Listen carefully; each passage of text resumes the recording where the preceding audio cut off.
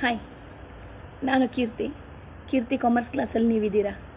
ಇವತ್ತಿನ ವಿಷಯ ಏನು ಗೊತ್ತಾ?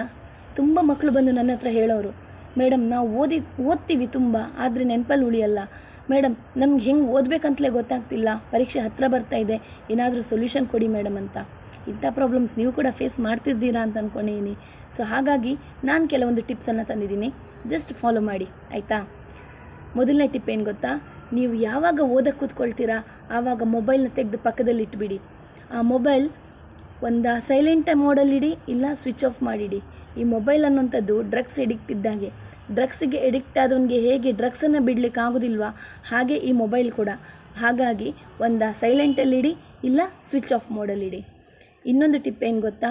ನೀವು ಓದಲಿಕ್ಕೆ ಕೂತ್ಕೊಳ್ಳೋಂಥ ಪ್ಲೇಸ್ ಅದು ತುಂಬ ಸೈಲೆಂಟ್ ಪ್ಲೇಸ್ ಆಗಿರಬೇಕು. ತುಂಬ ಡಿಸ್ಟರ್ಬೆನ್ಸ್, ನಾಯ್ಸ್ ಎಲ್ಲ ಇರಬಾರ್ದು, ಕಾನ್ಸಂಟ್ರೇಷನ್ ತಪ್ತದೆ. ಯಾವಾಗ ಓದಕ್ಕೆ ಕೂತ್ಕೊಳ್ತೀರೋ ಆವಾಗ ನಿಮ್ಮ ಹತ್ರ ಒಂದು ಟೈಮ್ ಟೇಬಲ್ ಇರಲಿ. ನಿಮ್ಮ ಹತ್ರ ಇರೋವಂಥ ಟೈಮ್ ಟೇಬಲ್ ಹೇಗಿರಬೇಕು ಗೊತ್ತಾ?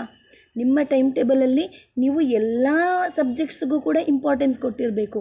ಒಂದು ದಿನ ಒಂದು ಸಬ್ಜೆಕ್ಟ್ ಮಾತ್ರ, ಇನ್ನೊಂದು ದಿನ ಇನ್ನೊಂದು ಸಬ್ಜೆಕ್ಟ್ ಮಾತ್ರ ಓದೋದು ಅಂತ ಮಾಡಿದ್ರೆ ಆವಾಗ ನೀವು 6ನೇ ದಿನ 6ನೇ ಸಬ್ಜೆಕ್ಟ್ ಓದುವಾಗ ಮೊದಲನೇ ಸಬ್ಜೆಕ್ಟ್ನ ವಿಷಯಗಳೆಲ್ಲ ಮರ್ತೋಗಿರುತ್ತೆ.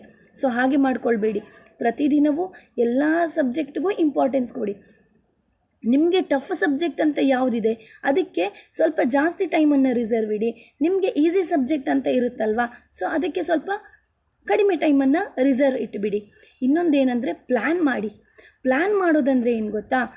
ಈಗ ಎಲ್ರಿಗೂ ಒಂದೇ ಥರ ಓದೋಕ್ಕಾಗಲ್ಲ. ಎಲ್ರಿಗೂ ಅವರವ್ರದ್ದೇ ಆದ ಒಂದು ಕಂಫರ್ಟಬಲ್ ಝೋನ್ ಅಂತ ಇರುತ್ತೆ. ನಿಮಗೆ ಹಗಲು ಕೂತ್ಕೊಳ್ಳೋಕ್ಕಾಗ್ಬೋದು, ಮೇಡಮ್ ನಾನು ಬೆಳಗಿನ ಹೊತ್ತು ಎಷ್ಟು ಬೇಗ ಬೇಕಾದರೂ ಹೇಳ್ತೀನಿ, ಆದರೆ ನೈಟ್ ಕೂತ್ಕೊಳ್ಳೋಕ್ಕಾಗಲ್ಲ ಅಂತಿರ್ಬೋದು. ಇನ್ನೊಬ್ರಿಗೆ ನಾನು ನೈಟ್ ಎಷ್ಟು ಬೇಕಾದರೂ ಕೂತ್ಕೊಳ್ತೀನಿ, ಆದರೆ ಬೆಳಗ್ಗೆ ಮಾತ್ರ ಬೇಗ ಹೇಳಲಿಕ್ಕೆ ಸಾಧ್ಯನೇ ಇಲ್ಲ ಅಂತಿರ್ಬೋದು. ಸೊ ನಿಮ್ಮ ಕಂಫರ್ಟಬಲ್ ಝೋನ್ ನೋಡ್ಕೊಳ್ಳಿ. ಯಾವ ಕಂಫರ್ಟಬಲ್ ಝೋನಲ್ಲಿ ನಿಮಗೆ ಆರಾಮ್ಸೆ ಓದಲಿಕ್ಕಾಗ್ತದೆ, ಸೊ ಅಂಥ ಕಂಫರ್ಟಬಲ್ ಝೋನ್ ಟೈಮಲ್ಲಿ ನೀವು ನಿಮ್ಮ ಟಫ್ ಸಬ್ಜೆಕ್ಟನ್ನು ಆಫ್ ಮಾಡ್ಕೊಳ್ಳಿ. ಸೊ ಆ ಟಫ್ ಸಬ್ಜೆಕ್ಟನ್ನು ಅಂಥ ಟೈಮಲ್ಲಿ ಓದೋಕ್ಕೆ ಇಟ್ಕೊಳ್ಳಿ.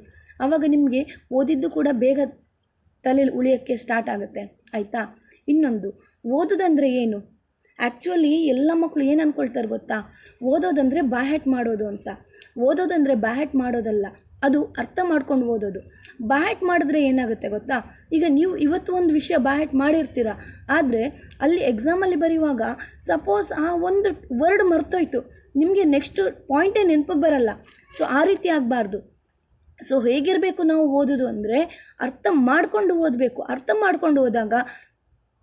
ಮಾಡಿಕೊಂಡು ನೀವು ಓದ್ತಿದ್ದೀರಾ ಅಂತಂದರೆ ಆವಾಗ ಅವರು ಕ್ವಶನ್ನ ಎಷ್ಟೇ ಟ್ವಿಸ್ಟಾಗಿ ಕೊಟ್ಟಿರಲಿ ನಿಮಗೆ ಆನ್ಸರ್ ಮಾಡೋಕ್ಕಾಗುತ್ತೆ. ಮತ್ತು ಯಾವುದೇ ಲೆಕ್ಚರ್ಸ್ ಇರ್ಬೋದು, ಯಾವುದೇ ಟೀಚರ್ಸ್ ಇರ್ಬೋದು, ನಿಮ್ಮ ಹತ್ರ ಏನು ಎಕ್ಸ್ಪೆಕ್ಟ್ ಮಾಡ್ತಾರಂದರೆ ಅಲ್ಲಿ ಕ್ವಶನ್ಸ್ ಪೇಪರಲ್ಲಿ ಏನು ಕ್ವಶನ್ಸ್ ಕೇಳಿರ್ತಾರೆ ಅದಕ್ಕೆ ಕರೆಕ್ಟಾಗಿ ನೀವು ಆನ್ಸರ್ ಮಾಡಬೇಕೇ ವಿನಃ ಯಾವ ಟೀಚರ್ಸ್ ಆಗಲಿ ಯಾವುದೇ ಲೆಕ್ಚರ್ಸ್ ಆಗಲಿ ಅಪ್ ಟು ದ ಪಾಯಿಂಟ್ ಅವರು ಹೇಗೆ ನೋಟ್ಸ್ ಕೊಟ್ಟಿದ್ದಾರೆ ಅದೇ ಥರ ನೀವು ನೋಟ್ಸನ್ನು ಪ್ರೊವೈಡ್ ಮಾಡಬೇಕು, ಸಬ್ಮಿಟ್ ಮಾಡಬೇಕು ಅಂತ ಯಾರೂ ಎಕ್ಸ್ಪೆಕ್ಟ್ ಮಾಡೋದಿಲ್ಲ. ಅದೇ ಥರ ಆನ್ಸರ್ ಇರಬೇಕು ಅಂತೇಳಿ ಯಾರೂ ಎಕ್ಸ್ಪೆಕ್ಟ್ ಮಾಡಲ್ಲ. ಸೊ ಹಾಗಾಗಿ ಏನು ಓದ್ತೀರಾ ಅದನ್ನು ಅರ್ಥ ಮಾಡ್ಕೊಂಡು ಓದಿ. ಆವಾಗ ಅವ್ರು ಏನು ಕ್ವಶನ್ಸ್ ಕೇಳಿರ್ತಾರೆ ಅದಕ್ಕೆ ಕ್ಲಿಯರಾಗಿ ನಿಮಗೆ ಆನ್ಸರ್ ಮಾಡೋಕ್ಕಾಗುತ್ತೆ. ಇನ್ನೊಂದು ಏನಂದರೆ, ಪಾಯಿಂಟ್ ಬರೆದಿಟ್ಕೊಳ್ಳಿ.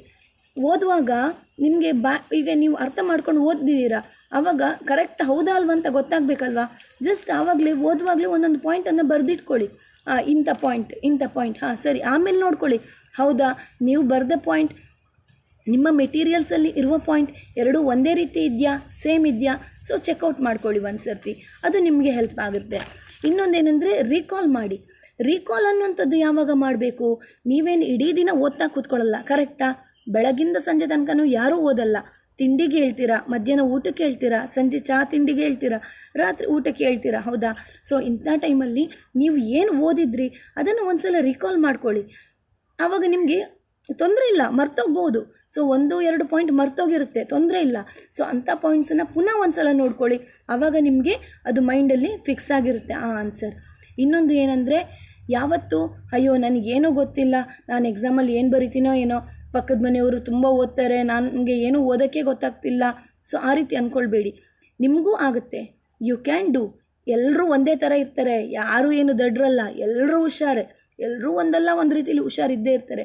ಸೊ ಹಾಗಾಗಿ ಅಯ್ಯೋ ಹೇಗೋ ಏನೋ ಎಕ್ಸಾಮಲ್ಲಿ ನಾನು ಏನು ಮಾಡ್ತೀನೋ ಏನೋ, ಸೊ ಅಂಥ ಹೆಸಿಟೇಷನ್ ಇಟ್ಕೊಳ್ಬೇಡಿ. ಅಂಥ ಹೆಸಿಟೇಷನ್ನೇ ಬೇಡ ನಿಮಗೆ. ನೀವು ಚಂದ ಮಾಡಿ ಓದ್ತೀರಾ, ನಿಮ್ಗಾಗುತ್ತೆ, ನೀವು ಪಾಸ್ ಆಗ್ತೀರಾ, ಒಳ್ಳೆ ಮಾರ್ಕ್ ತೆಗಿತೀರಾ. ಫಸ್ಟ್ ಕ್ಲಾಸ್ ಎಕ್ಸ್ಪೆಕ್ಟ್ ಮಾಡೋರು ಡಿಸ್ಟಿಂಕ್ಷನಲ್ಲಿ ತೆಗಿತೀರಾ, ಡಿಸ್ಟಿಂಕ್ಷನ್ ಎಕ್ಸ್ಪೆಕ್ಟ್ ಮಾಡೋರು ಹೈ ಡಿಸ್ಟಿಂಕ್ಷನ್ಗೆ ಹೋಗ್ತೀರಾ. ಏನು ತಲೆ ಬಿಸಿ ಮಾಡಬೇಡಿ, because you are the best, you can do anything. So ಹಾಗಾಗಿ ಯಾರು ಯಾವುದೇ ರೀತಿಯ ಟೆನ್ಷನ್ ಮಾಡ್ಕೊಳ್ಬೇಡಿ.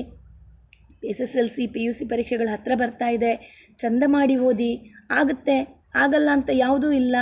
ಏನಾದರೂ ನಿಮಗೆ ಹಾಗೆ ಕೂಡ ಏನಾದರೂ ಡೌಟ್ಸ್ ಇದ್ದರೆ ನಿಮ್ಮ ಟೀಚರ್ಸ್ಗಳು ಇರ್ತಾರಲ್ವ, ಕೇಳಿ ಅರ್ಥ ಮಾಡ್ಕೊಳ್ಳಿ. Okay, anyway, all the best.